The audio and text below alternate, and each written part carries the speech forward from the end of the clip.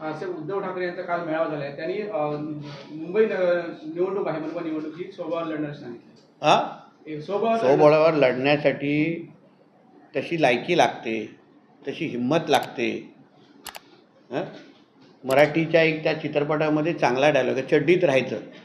तर उद्धव ठाकरेंना ते डायलॉग तंतोतंत लागू होतं, कारण का स्वतःचे आमदार राहिले नाहीत, स्वतःचे खासदार राहिले नाहीत.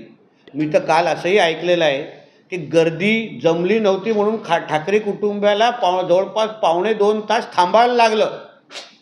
मग फोनाफोनी करून गर्दी जमवायला लागली म्हणून समोर बसलेले किती शिवसैनिक होते किंवा भाड्यावर लोक आणलेले ना, ह्याचं पण जरा पत्रकार म्हणून तुम्ही संशोधन करा.